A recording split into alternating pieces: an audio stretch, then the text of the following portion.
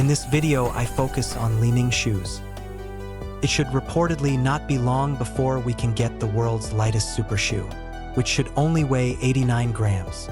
I have made quite a few videos about this shoe. But before I get to that shoe, I just want to say a big thank you to those who say that these are not running shoes and you can't run in them. You can call them what you want, but they are my favorite shoe right now for my slow evening runs. And it's not because I only have 2 different shoes to choose from. I just think it's a really good shoe for slow runs, and far better than many of the so-called real running shoes. And again, I don't really care what other people think. I can only judge a shoe by how the shoe works for me, and not what others say and think.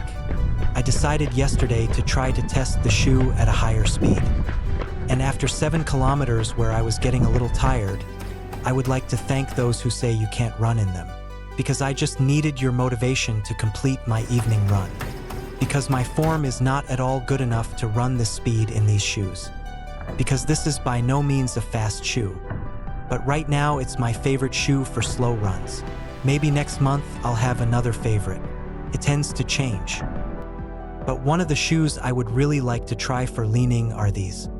And again, I don't care if it's a running shoe or not a running shoe. I'm not a runner either, I'm an old slow triathlete. I have always loved experimenting with my training and my training equipment. That's why I also test my trail shoes on the treadmill, which I get quite a few negative comments about. The only thing I can say is that I am not capable of running at that speed and heart rate in a pair of Nike Pegasus either on the treadmill or outside.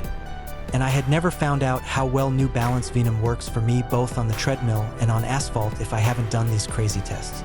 And of course I have also tested them out in the woods. I'm so lucky I actually live in a forest, or 300 meters away. What I'm saying, it's just that I like to experiment with things. And I think Li-Ning makes some really exciting shoes. I don't really care if they come from China, Africa, or the USA. A good shoe is a good shoe, and a bad shoe is a bad shoe in my world.